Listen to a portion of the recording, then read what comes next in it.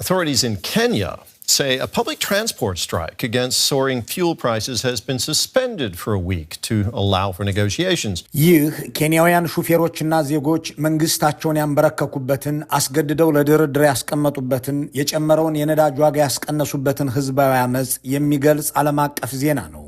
ይሄኛው ጉድ ደግሞ የኢትዮጵያ ሹፌሮች በየለቱ ከሚያሳልፉት መከራ መካከል ዓለም አቀፍም ሆነ አገር አቀፍ ሚዲያ ከማይዘግባቸው መከራዎች መካከል አንዱ ነው። ይህ በምስሉ ላይ የሚታየው የህዝብ አውቶቡስ ነው። ባሳለፍነው ግንቦት 11 ኦሮሚያ ክልል ውስጥ አሊዴሮ አካባቢ በጥይት ተመታ። ከመንገድ ወጥቶ ተጋጭቶ ሲቆም ተሳፋሪዎቹ ታፍነው ተወሰዱ። የኢትዮጵያ ሹፌር መጀመሪያ የመኪናው ነዳጅ እንዲወደድበት በአንድ ጊዜ ለአንዲት ሊትር 167 ብር እንዲከፍል ይገደዳል። ይህንን በውድ የሚገዛውን ነዳጅ ሞልቶ አገልግሎት ሰጥቶ ህይወቱን ለመምራት ቤተሰቡንም ለማስተዳደር ይንቀሳቀሳል። ከዚያም መንግስት ያስታጠቃቸው አሊያም መንግስት ሊቆጣጠራቸው ያልቻለ ወይም ሊቆጣጠራቸው ያልፈለገ ታጣቂዎች በጠመንጃዎቻቸው አፈሙዝ ጎዳና ላይ ተደብቀው ይጠብቁታል። ይገደላል፣ ንብረትም ይወድማል። እንዲህ ያለ ህይወት የሚመራ የኢትዮጵያ ህዝብ ባለበት ምስራቅ አፍሪካ ውስጥ የኬንያ ህዝብ ሰላማዊና ዲሞክራሲያዊ ህይወት ያለው ሆኖ እየኖረ እያለ የአገሩ መንግስት የነዳጅ ዋጋ ላይ እየፈራ እየተባ 20% ጭማሪ አደረገ። ከዚያ በኋላ ኬንያውያን ተጠራሩ። እነዚያ የፕሬዝዳንታቸውን ሙሉ ካቢኔ በአመጽ ያስቀየሩት ኬንያውያን ተጠራሩ። እነዚያ የአይኤምኤፍ ምርኮኛ ሊያደርጋቸው የነበረውን መንግስታቸውን ተቃውመው አዋጅ ያስቀሩት ሐራምቢ አሉ። እነዚያ በአገራችን ላይ የአሜሪካ የጤና ቅኝ ግዛት ፖሊሲ አይተገበረብንም ብለው መንግስታቸውን የከሰሱት የጆሞ ኬንያታ ልጆች በኢራን ጦርነት ሰበብ ነዳጅ ሲጨመርባቸው የነጻነት አደባባይን በናይሮቢ የፎርት ጂሰስ አደባባይን በሞምባሳ ከበቡ። የናይሮቢ ህዝብ በነዳጅ ላይ ዋጋ ሲጨመርበት እንደ አዲስ አበባ ሰው ተሰልፎ የሚገዛ ሳይሆን ሰልፍ የሚወጣ ነውና አውራ መንገዶችን አጥለቀለቀ። የኬንያ ህዝቦች መንግስት የጨመረውን የነዳጅ ዋጋ ያንሳ ብለው ተነሱ። ከጫፍ ጫፍ ተንቀሳቀሱ። አንድ ሆነው ለጋራ ጥያቄ ተጠራርተው ከባለፈው ሰኞ ጀምሮ ለአደባባይ ዋሉ። Fury over another fuel price hike in Nairobi as protesters poured onto the streets, setting bonfires, barricading roads. ኬንያውያን እንደ ኢትዮጵያውያን ከ18 ብር 167 ብር የደረሰ የዋጋ ጭማሪ ባለፉት ዓመታት አይተውም አጋጥሟቸውም አያውቅም። የአብይ አህመድ መንግስት ስልጣን ላይ ሲወጣ 18 ብር ይሸጥ የነበረን የነዳጅ ዋጋ በየወሩና 3 ወሩ እየጨመረ 167 ብር አስገብቶታል። ይህም ብልጽግና የጨመረውን የነዳጅ ዋጋ 828% ያደርሰዋል። በተመሳሳይ ዘመን ውስጥ ባለፉት 8 ዓመታት በኬንያ የተጨመረው የነዳጅ ዋጋ 66% ብቻ ነው።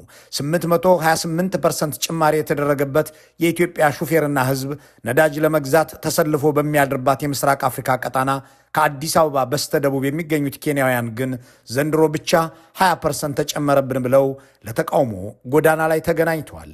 በኢትዮጵያ ውስጥ ብልጽግና ከመስከረም ወዲህ ብቻ የጨመረው የነዳጅ ዋጋ በፐርሰንት ቢሰላ 38 በመቶ ነው። በዘንድሮ ዓመት ኬንያውያን የተጨመረባቸው 20% ብቻ ነው። በኢትዮጵያ ውስጥ መንግስት የነዳጅ ዋጋ ላይ ጭማሪ አድርጎ የሚሰበስበውን ገንዘብ መልሶ የአገሩን ዜጋ ለመግደል የሚጠቀምበትን ጠመንጃ ይገዛበታል። በኬንያ ግን የነዳጅን ዋጋ መንግስት ቢጨምር ቢያንስ ትምህርት ቤትና ጤና ጣቢያ ይገነባል። በኢትዮጵያ የነዳጅ ዋጋ ቢጨመር ነዳጅ ተሰልፎ የገዛውን ሹፌር የሚገድል ታጣቂ እንዲሰማራ ይደረጋል።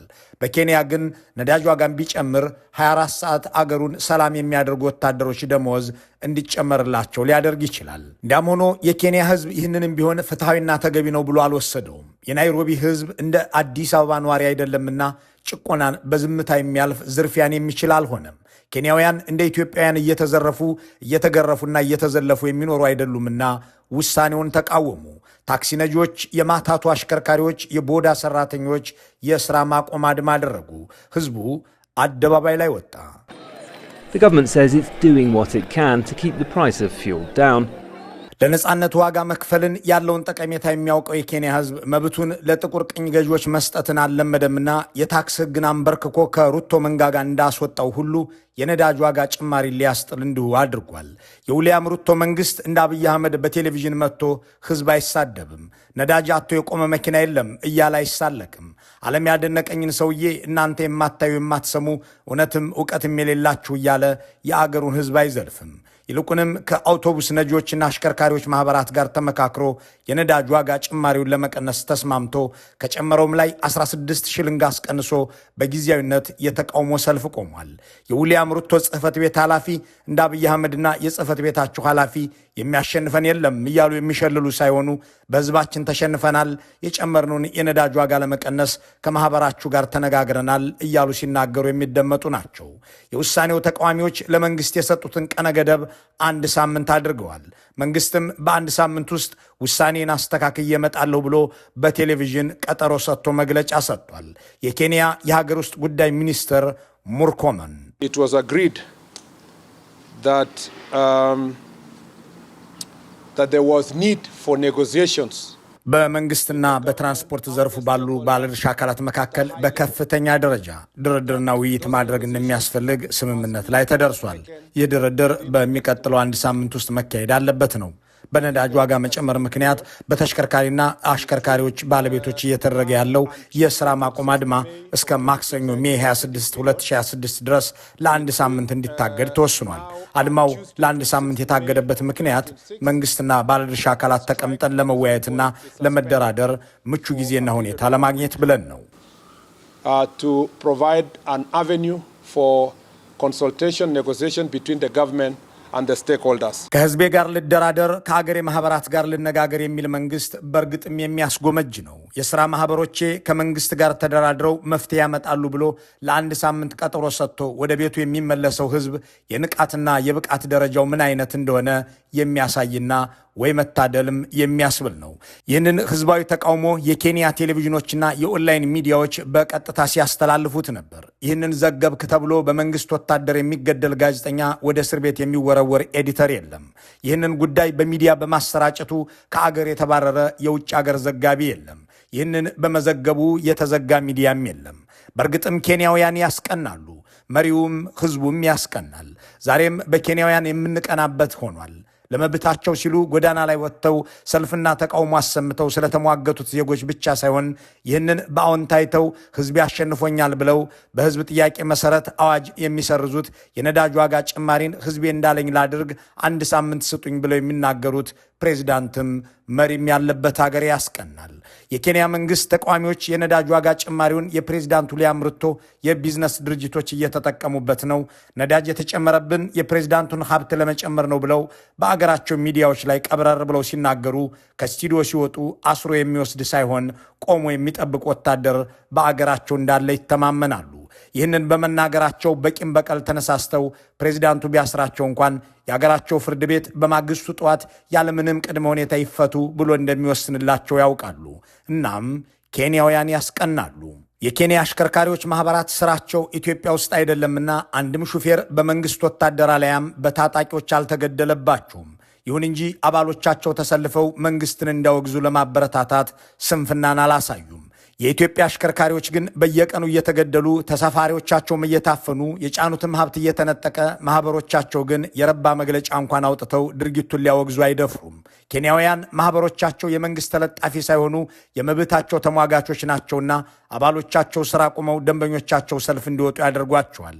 ይህንን ያዩ የኢትዮጵያ አሽከርካሪዎችና ማህበሮቻቸው በእርግጥም በጎረቤቶቻቸው ድርጊትና ጀግንነት መቅናት ይኖርባቸዋል። ኬንያውያን ሩቶ መስትጎ ብለው ሲናገሩ ቤተ መንግስቱ ፊት ለፊት ቆመው ነው። ፕሬዚዳንቱ ሩቶ መስትጎ ብለው የሚያወግዟቸውን ወጣቶች በቀጥታ ቴሌቪዥን፣ በትዊተርና በቀጥታ ውይይት ጋብዘዋቸው ይነጋገራሉ ሳይሆን እያዳመጡ ይሰደባሉ። ሩቶ መስትጎ፣ ሩቶ ስልጣን ይልቀቅ የሚሏቸውንም ወንድምና እህቶቼ እያሉ ይጠሯቸዋል እንጂ $10 ቢሊዮን መድቤ ድሮንና ድሽቃ ገዝቼ እወጋችኋለሁ እያሉ እንደ አብይ አህመድ አይዙቱባቸውም። I hear my brothers and sisters say, let Ruto go, then we will figure out. To me, that sounds like the wash conmanship. One term, Kasongo, Ruto must go, is not enough. መሪም ተመሪም በዚያ በምስራቅ አፍሪካ ሲያስቀና እንዲህ ያለ ነው። ኬንያውያን ለመብታቸው ድርድር አያውቁም። ስልጣንን ለቤተ መንግስቱ አስረክበው ዝም አይሉም። ድምፃቸው በፓርላማ እንዳልተሰማ ሲሰማቸው ጥያቄያቸው በመንግስት ልብ እንዳልተባለ ሲያውቁ አደባባዮችን ያጥለቀልቃሉ። እዚህ ጋር አምና የሆነውን ማስታወስ በኬንያውያን ለመቅናት ተጨማሪ ምክንያት ይሆናል። የዊሊያም ሩቶ መንግስት ልክ እንደ አብይ አህመድ በአይኤምኤፍ ታዘዘና ብድር ወሰደ። ብድሩን ሲወስድ ቃል ከገባቸው ቅድመ ሁኔታዎች አንዱ የታክስ መሰረቴን አስፍቼ ገንዘብ እሰበስባለሁ፣ ከግብር የምሰበስበውን ገቢ ማበዛለሁ፣ ያኔም የእናንተን ዕዳ ከነወለዱ ከፍላለሁ የሚል ነበር። ጥቅሙን በሚያውቀውና ፖለቲካን ጠንቅቆ በሚረዳው የኬንያ ሚድል ክላስ ላይ ይችን ፖሊሲ በቀላሉ መተግበር እንደማይችል ያወቀው የፕሬዝዳንቱ መንግስት የግብርናና የትምህርት ስራችንን ለማሻሻል የሚሆን ግብር እጨምራለሁ፣ እናም የታክስ ፖሊሲውን ጨምሬ አዋጅ አወጣለሁ ብሎ ተንቀሳቀሰ። ማታለሉ ነበር። ኬንያውያን ይህንን የሚጎዳቸውን ህግ በላያቸው ላይ ሊጥልባቸው መሆኑን ሲሰሙ ወደ አደባባይ ተመሙ። በዳቦ ላይ የሚጣልን ህግ የሚቃወሙ ወጣቶች ለተቃውሞ ወጡ። የአረብ አብዮት በምስራቅ አፍሪካ ይቀሰቀስ ዘንድ በኬንያ ሊጀመር ነውን በሚያስብል መልኩ ተቆጡ። አዋጁ በፓርላማ ጸደቀ። ኬንያውያን ባሰባቸው። ይህንን አዋጅ ያወጣውን ፓርላማን ራሱን ወረሩት። በዚህ ጊዜ በአዲስ አበባ ወደፊት ከሚገኘው ብቻ ሳይሆን ከ10 ዓመት በፊት ከተፈራው ሀብትም ወደ ኋላ ተመልሶ ግብር ለመሰብሰብ መንግስት ህግ ያወጣ ነበር። ከሞተ ሰው ሳይቀር ግብር ለመሰብሰብ የሚያስችል አዋጅ እያጸደቀ ነበር። ዘንባባ ተገጨ፣ ሹፌር ተወራጨ ብሎ በሚሊዮን ብር ቅጣት ይሰበስብ ነበር። እንዲህ ያለውን ነገር አሜን ብሎ የሚቀበል የኢትዮጵያ ህዝብ ከሚኖርበት ደቡብ አቅጣጫ ያሉት ኬንያውያን ግን የአገራቸውን አደባባዮች ብቻ ሳይሆን የታክስ ህጉን ያወጣውን ራሱን ፓርላማውንም ዘመቱበት። አድርባይና የአይኤምኤፍ ተላላኪ ናቸው ያሏቸውን የፓርላማ አባላት ወንበራቸውን ገብተው አቃጠሉ፣ ነቃቀሉ። በዚህ ጊዜ ፕሬዚዳንት ዊሊያም ሩቶ መንግስት የተነካ ያሉ የካለንጂን ጎሳ አባላት ከስምጥ ሸለቆ አካባቢ ተነስተው ወደ ስቴት ሃውስ እየተመሙ ነው እያሉ በናይሮቢ ህዝብ ላይ ማስፈራሪያ አላወጡም። በመቶ ሺዎች እንተላለቃለን እንጂ የምትሉትን አላደርግምም እያሉ አልዛቱም። ቃል በቃል የተናገሩት ይህ ነው። ተሸንፌያለሁ፣ ህዝቤ አሸንፎኛል፣ ህጉንም ትቼዋለሁ፣ ሰርዤዋለሁ፣ ካቢኔም ተበትኗል፣ አዲስ እመሰርታለሁ።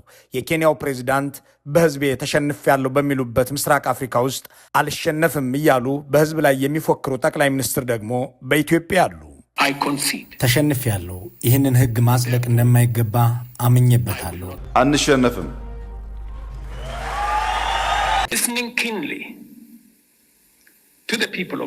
የኬንያን ህዝብ በማድመጥ ይህንን ህግ ውድቅ አድርጌዋለሁ። ዓለም ላይ ነዳጅ ችግር አጋጥሟል። ይህን ጠይቅ ኢትዮጵያ አልሰማም። እኔ እንቅልፍ የለኝም፣ እናንተ ግን ስትጠይቁ አልሰማም። ተሰለፍን ብቻ ነው የምትሉት። ተሰለፋችሁ እንጂ መኪና ኢትዮጵያ ውስጥ አልቆመም።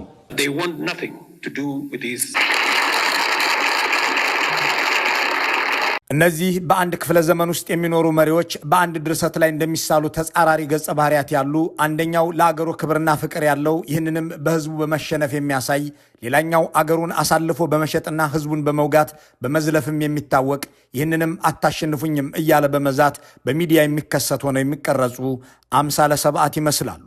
የኬንያው ፕሬዚዳንት በእጅ ደም ያለ መሪ መሆንህን ታውቃለህን ብሎ የሚጠይቃቸውን ጋዜጠኛ በጽህፈት ቤታቸው ይጋብዙታል።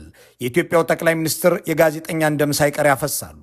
የኬንያው ፕሬዝዳንት ስለ ኬንያ ብቻ ሳይሆን ስለ ኢትዮጵያ ለሚዘግቡ የውጭ ሀገር መገናኛ ብዙሃንም መኖሪያ ያገኙ ዘንድ የፈቀዱ ናቸው።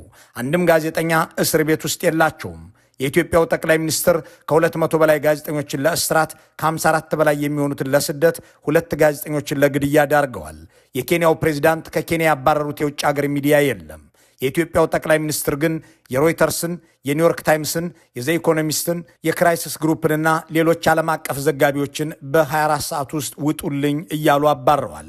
የኢትዮጵያው ጠቅላይ ሚኒስትር ነፍሰ ገዳይነታቸውን የዘገቡባቸውን ሚዲያዎች ነፍስ ለማጥፋት ሲሰሩ፣ የኬንያው ፕሬዝዳንት ነፍሰ ገዳይ ነህ እኮ ለሚሏቸው ጋዜጠኞች ቢሮአቸው ክፍት ነው። ታዲያ ይህ አያስቀናምን? The hashtag out there is Ruto must go. አሁን በትዊተር የተከፈተው ዘመቻ ሩቶ ስልጣን ይልቀቅ የሚል ነው። ምንም የተለየ ትርጉም አያስፈልገውም። የተከበሩ ፕሬዝዳንት፣ ሰልፈኞች እርስዎ ይህንን ቢሮ ለቀው እንዲወጡ እየጠየቁ ናቸው። ለመሆኑ ይህን ጥያቄ እንዴት ይመልሱታል? Protesters want you out of office.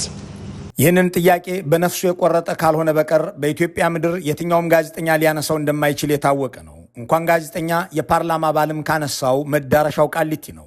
ለዚህም የብልጽግናው አገዛዝ የራሱ አጃቢ ሆነው በጥፋት ዘመኑ ከተሰለፉት ፓርቲዎች አንዱ የሆነው የአብን ፓርላማ አባል የነበሩት ክርስቲያን ታደለ ይችን ጥያቄ በመጠየቃቸው በሽብር ተከሰው አሁንም እስር ቤት መሆናቸው የሚታወቅ ነው። እርሶስ ስልጣኑን በመልቀቅ የመፍትሄው አካል ለመሆን አላሰቡም ወይ? ስልጣን ብትለቅ የተባለው በጣም ጥሩ ጥያቄ ነው። ግን ጥሩ የሚሆነው ስልጣን ብንለቅ ነበረ። ሀገር መምራት አልቻሉምና ስልጣን ለምን አይለቁም ብለው መጠየቃቸው እንደ ብሔራዊ ወንጀል ተቆጥሮባቸው አብረን እንልቀቅ በለኝ እንጂ የሚል ምላሽ ከተሰጣቸው በኋላ ክርስቲያን ወደ እስር ቤት ወርደዋል። አቶ ክርስቲያን አብረን እንታሰር እንጂ የሚል ሐሳብ የማቅረብ ዕድል የላቸውም። በኢትዮጵያ ውስጥ እንኳን ጋዜጠኛ የፓርላማ አባልም ጠቅላይ ሚኒስትሩን መቼ ነው ስልጣን የምትለቀው ማለት አይችልምና ኬንያውያን ያስቀናሉ። እንዲህ ብሎ መጠየቅ በኬንያ ውስጥ እንኳን ህዝብ መርጦ ልኮታል የሚባል የፓርላማ አባል ይቅርና አንድ ኤዲተር የላከውም ሪፖርተር መብት ነው። ህዝቡም ሩቶ መስትጎ ሩቶ ስልጣን መልቀቅ አለበት ማለት ይችላል። ጋዜጠኛውም ይህንኑ ለፕሬዝዳንቱ መጠየቅ ይችላል። ፕሬዝዳንቱም አብረን እንልቀቅ አይሉም። ማንም ሰው ይህንን የመናገር መብት አለው ይላሉ። ጋዜጠኛውም ይጠይቃል። ለዚያውም በእጅህ ደም ያለ ፕሬዝዳንት እኮ ነህ እያለ Everybody is entitled to their opinion. I have a job to do. We are a country of rules. We are a constitutional democracy. ማንም ሰው የራሱን ሐሳብ የመናገር መብት አለው። ህገ መንግስታዊና ዲሞክራሲያዊ መብት ነው። እያንዳንዱ ሰው የመናገርም የማሰብም ነጻነት አለው። ዜጎች በፈለጉት ጉዳይ ላይ የመወያየት መብት አላቸው። የዲሞክራሲ ስርና ጫፍ ይህ ነው። Engage in discourse that they want to. But that is what it is. Those are the fruits and signs that This is no ordinary discourse, Mr. President. Over 20 people are dead. ክቡር ፕሬዝዳንት፣ ይህ ግን ተራ የሐሳብ ውይይት አይደለም። ከ20 በላይ ሰው ሞቷል። 39 ሰዎች በመንግስት ታግተው ተወስደዋል። ጥያቄው ቀላል ነው። በእጆ የኬንያውያን ደም አለ። 24 people dead. Your Excellency, do you have blood on your hands? አንድ ኢትዮጵያዊ ጋዜጠኛ የአገሩን መሪ በእጅህ የ20 ሰዎች ደም አለ ብሎ ቢጠይቅ ይህንን ከጠየቀበት ቢሮ ሳይወጣ 21ኛው ሰው እንደሚሆን መጠራጠር አይቻልም።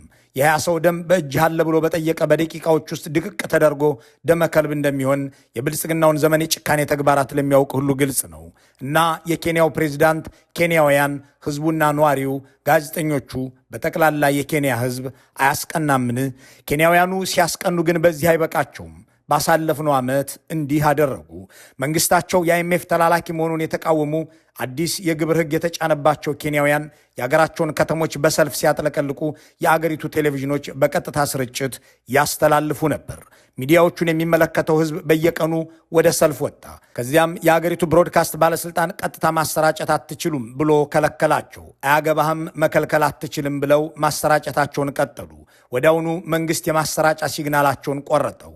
የቴሌቪዥን ስርጭታቸው ቢቋረጥም በይፋዊ የዩቲዩብና ሌሎች ማህበራዊ ሚዲያዎች ስርጭታቸውን ቀጠሉና ጎን ለጎን በፍጥነት የኬንያ የህግ ባለሙያዎች ማህበርና የጋዜጠኞች ማህበራት ጉዳዩን ወደ ፍርድ ቤት ወሰዱት። በዚህም የናይሮቢው ከፍተኛ ፍርድ ቤት ሳይውል ሳያድር የብሮድካስት ባለስልጣኑ ያስተላለፈው እገዳ ህገ መንግስታዊ ባለመሆኑ በአስቸኳይ እንዲታገድ የሚያደርግ ውሳኔ ኮንዘርቫቲቭ ኦርደር አስተላለፈና ሚዲያዎቹ በፍጥነት ወደ ሙያቸውና ወደ ስራቸው ተመልሰው ቀጥታ ስርጭቱን ከያለበት ማስተላለፍ ቀጠሉ። ማህበራቱ አስፈጻሚውን አካል አንበርክከው ሚዲያዎቹ የህዝብ ድምፅ መሆናቸውን ቀጠሉ። በዚህ መልኩ ሁሉም ሙያና ባለሙያ ተረባርቦ መንግስታቸውን የአይኤምኤፍ ተላላኪ ከመሆን ተከላከሉት። የታክስ ህጉን አስጣሉ። ከጥቂት ወራት በፊት ደግሞ የአሜሪካ መንግስት ኢትዮጵያንና ኬንያን ጨምሮ የተመረጡ የአፍሪካ ሀገራት የዜጎቻቸውን የደምና መሰል የላቦራቶሪ ናሙናዎችን አሳልፈው እንዲሰጡ፣ በአጠቃላይ የእያንዳንዱን ሰው የጤና መረጃ ለአሜሪካ እንዲሰጡ የሚያደርግ ስምምነት አስፈረመ። የኢትዮጵያውን ስምምነት መቅደስ ዳባና አህመድ ሺዴ ፈርመው ወደ ስራ አስገቡት። የኬንያው የጤና ሚኒስትርና ፕሬዝዳንት ይህንኑ ስምምነት ዋሽንግተን ድረስ ሄደው ፈርመው እንደተመለሱ መተግበር አልቻሉም። የሀገራችን ህዝብ የጤና መረጃ ለአሜሪካ ተላልፎ መሰጠት አይችልም፣ ይህ ሉዓላዊነትን መዳፈር ነው ያሉ ኬንያውያን የጤና ባለሙያዎች ፍርድ ቤት ወስደው መንግስታቸውን ከሰሱ። ስምምነቱ ተግባራዊ ሳይደረግ አሁንም በፍርድ ቤት እንደታገደ ነው። የኢትዮጵያ ግን ገቢራዊ ሆኖ በቅርቡ ሚኒስትሮቹ ለፓርላማ ሪፖርት አድርገውት እየተጨበጨበላቸው ነበር። ኢትዮጵያም እንደ ኬንያውያን የጤና ባለሙያዎች ማህበር አለኝ ብትልም የዜጎቻቸውን የጤና መረጃና የአገር ሉዓላዊነት የሚከላከል ችሎታ፣ ዕውቀትና ድፍረትን የአገርንም ፍቅር አላዳበሩምና የሚመረመር ወገናቸውን ናሙና ለዋሽንግተኑ መንግስት ሲሰጥ ቆመው ያያሉ። ሰሞኑን በድጋሚ እንደ ኢትዮጵያ ያለውን ህዝብ ለማስቀናት አደባባይ ላይ የዋሉት ኬንያውያን ግን የሀገራቸው መንግስት የጣለባቸውን ነዳጅ ጭማሪ እንደገና አስነስተዋል። ከ800% በላይ የነዳጅ ዋጋ ጭማሪ የተደረገበት የኢትዮጵያ ህዝብ በአንጻሩ በውድ ዋጋ ነዳጅ ለመግዛት እየተሰለፈ ለእሱና ለወገኖቹ መገደያ የሚሆን ድሮን መግዣ፣ ታንክ መሸመቻ ይሆን ዘንድ የገዢዎቹን የገንዘብ አቅም እያደረጀ ቀጥሏል።